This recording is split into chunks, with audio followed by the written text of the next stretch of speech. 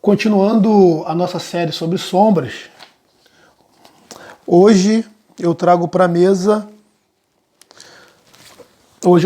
nossa mesa de estudos Bruce Shackleton.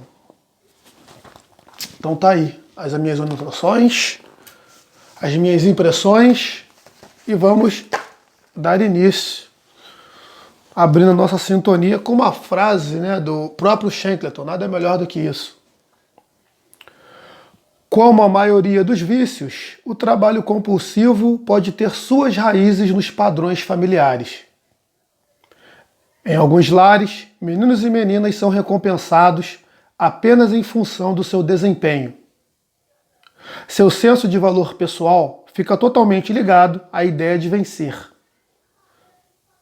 Em outros lares, um genitor desse tipo transmite esse padrão à criança, que herda assim como herdou a cor dos olhos. E em certos casos, é o fracasso de um pai incompetente que incita a criança a buscar o sucesso, a tornar-se, na verdade, a sombra do seu próprio pai.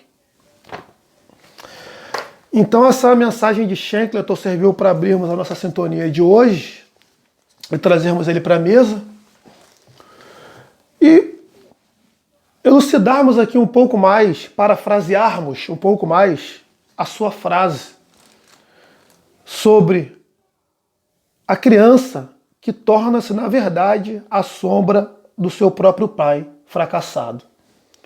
É uma questão muito delicada porque a criança não sabe que tem essa sombra, tá? Para começo de conversa. O ato dele manter a sombra é buscar algo na sua vida que seus pais não tiveram. E por ver a situação decadente, às vezes, de ambos, tentam compensar isso da forma que conhecem, trabalhando. E trabalhando muito, compulsivamente, chegando ao ápice, porque é uma sombra. Até mesmo para que essa própria criança, que um dia adulto, ele não venha a partilhar, digamos assim, dessa própria incompetência de seus pais. Perfeito?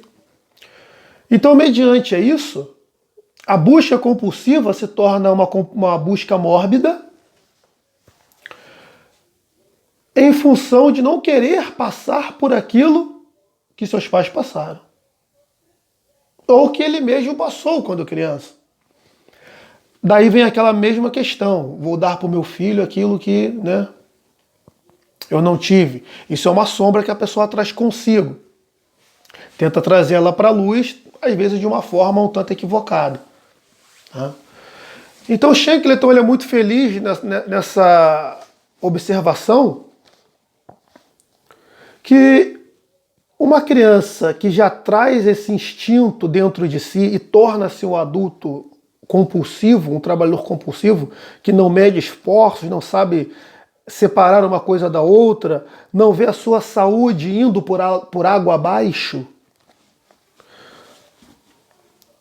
às vezes a sua própria família indo por água abaixo, a sua própria casa se desmoronando, ocorre pelo fato de tentar suprir algo que ele não teve.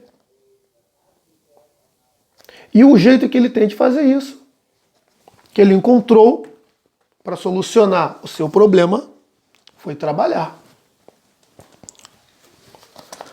Porém, sem o equilíbrio adequado, leva a uma patologia crônica. Então esse ser tem que ser trabalhado, depurado, para que um dia consiga manter o equilíbrio entre todas as coisas na sua vida. Então, quando nós temos, por exemplo, uma empresa que visa muito a lucratividade somente, quando se depara com um trabalhador compulsivo, uma sombra da organização empresarial vê a sombra do funcionário qual ela está contratando. Então ambos se conectam nesse exato momento. Porque a empresa quer aquilo que ele pode dar. Mas aquilo que ele pode dar não é aquilo que ele pode dar. É aquilo que a sombra está demonstrando para ele nesse momento. E como a empresa só vê esse lado, deixa de ver os outros vícios que vão junto com a sombra, porém mascarados a princípio. Continuando, ele diz assim: as organizações que negam a necessidade de um adequado desenvolvimento de recursos humanos e um controle do estresse, por exemplo, podem tornar-se censuradoras e insensíveis aos empregados, quando há ênfase demasiada na lucratividade e pouco interesse nas necessidades individuais, uma atmosfera de desconfiança pode se desenvolver. Observa, então se a organização ela tem um foco, tá, somente em lucratividade, independentemente de meio ambiente, de relação sócio, de uma relação humanitária com os seus próprios colaboradores, ela cria essa atmosfera de desconfiança, aonde ele conclui: alguns empregados se transformam em bodes expiatórios, que serão atacados ou sacrificados no esforço de resolver a dinâmica intrínseca da organização. Ou seja, alguém vai pagar o pato, mas aquele que está pagando o pato não é a solução do problema da organização. Tá? Mas vai aparecer várias pessoas. Ah, é ele, aí tira, o problema permanece. Ah, é esse, tira, o problema permanece. Então aquela coisa sempre se mantém. Uma atmosfera de desconfiança, improdutividade, tudo isso referente a um foco que o conjunto, que a psique do conjunto da empresa está levando em consideração naquele momento. Então, se isso não for levado em consideração, é como se houvesse uma sintonia atrativa entre a organização e o trabalhador. Isso é real. Acontece. Então, sintonias afins vão se atrair sempre. A mesma coisa acontece tanto no casamento quanto numa organização empresarial, familiar ou uma instituição educacional. Enfim, em todos os lugares da nossa vida, nós estamos sempre projetando as nossas sombras e vendo a nossa sombra projetada nos outros, nas organizações e no ambiente em que nós estamos inseridos, em qualquer ambiente que seja. Então, resumidamente, muito resumidamente, tá? Para não ficar um vídeo muito extenso, é o que Shackleton traz para a gente nesse pensamento, primeiro da sua obra. Em segundo lugar, ele traz a sombra do poder e da competência e diz assim: quando conheci Harold, um homem de meia idade, que 10 anos antes tivera aspirações de chegar ao topo, ele era vice-presidente financeiro de uma pequena empresa de alta tecnologia.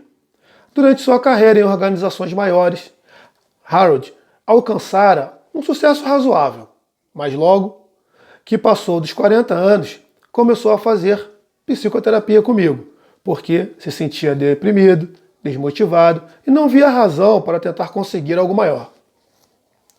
Ele estava resignado naquela pequena empresa, ocupando um cargo que não constituía desafio à sua capacidade e passava grande parte do tempo pensando em aposentadoria. Icônico, né? A maioria só pensa em aposentadoria. Tem aquela falsa visão de que tudo vai acabar e eu posso ficar sentado e nunca mais trabalhar e fazer mais nada na minha vida e ficar coçando o saco até o dia que eu morrer. Enfim, é uma visão que vai ser comprovada pela própria pessoa, que é uma visão não real de vida. Possibilidade, sim. Real, não. Tá? Fica claro isso. Continuando. Então ele traz pra gente o segundo parágrafo. Harold herdara da família um sentimento de inadequação, um caso clássico de pouca autoestima. Então ele diz o seguinte: Harold procura ele para fazer um determinado tratamento, psicoterapeuta, onde Shackleton foi o terapeuta de Harold. Então isso aqui é um fato real nesse ensaio que ele traz pra gente. E ele consegue descobrir duas perguntas que agora eu vou fazer para vocês. Tá? Isso aqui não está no texto, foi eu que as fiz e estou produzindo. Por que Harold queria chegar ao topo? Primeira pergunta que eu faço para vocês. E a segunda pergunta: por que desistiu na meia-idade? Então ele queria chegar ao topo, chegou na meia-idade, não queria mais chegar ao topo, desistiu de tudo. Tá? Primeira pergunta sendo respondida.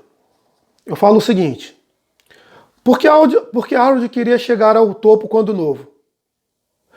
Pode ser a presença de um pai fracassado ou,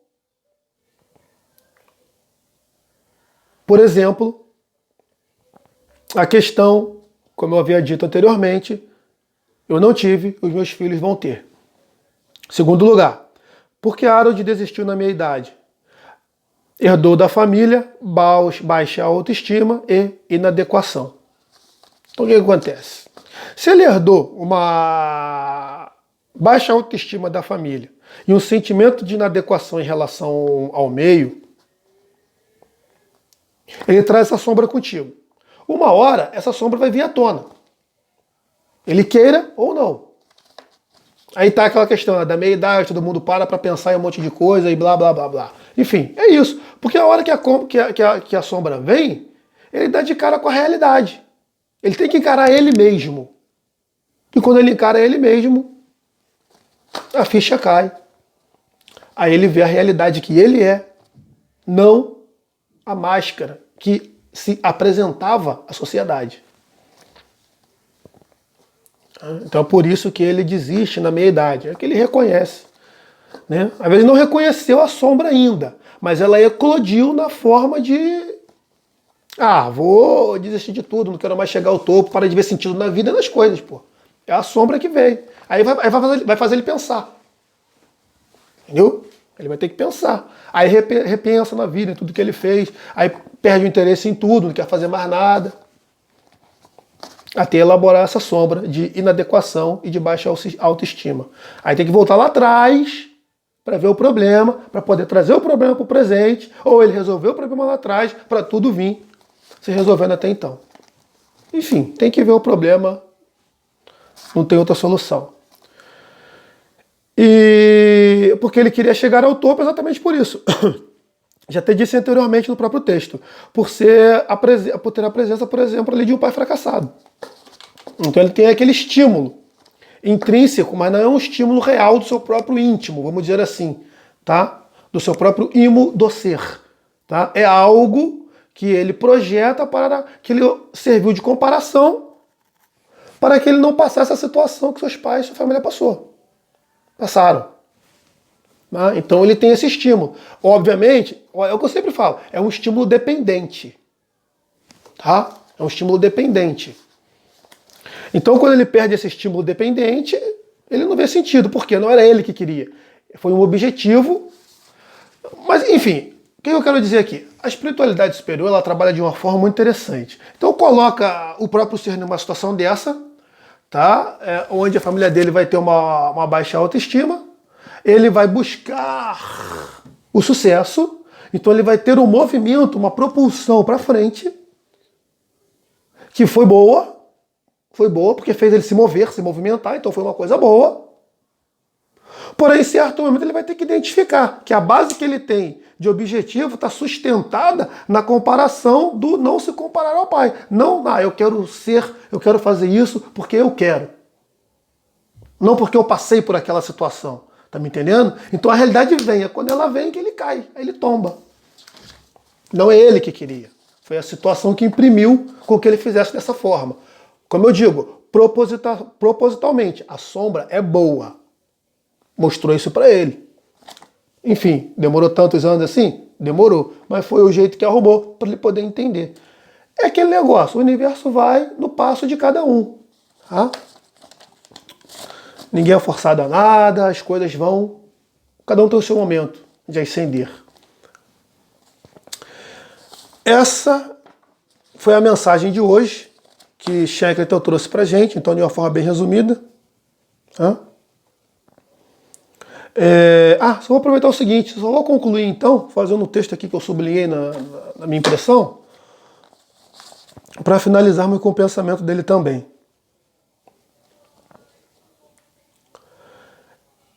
Embora fosse um homem ético e religioso, Harold começou a recorrer a pequenos desvios de dinheiro e a um comportamento passivo-agressivo, num esforço indireto para descarregar a sensação de raiva, frustração e desprestígio. Seu comportamento chocou, não se adequava à sua autoimagem de cidadão correto. Ou seja, para a consciência do ego, essa atitude que ele teve foi uma atitude errada. Por quê? Foi o modo que ele achou de se autoconhecer. A realidade é essa. Então, o ato de cometer os pequenos delitos foi um ápice de que a não aceitação de enxergar a sombra que tinha dentro de si levou a ação ser realizada na prática, no dia a dia. Obviamente, essa tendência sombria já está dentro dele, porém mascarada, não foi tratada, não foi trazida à tona.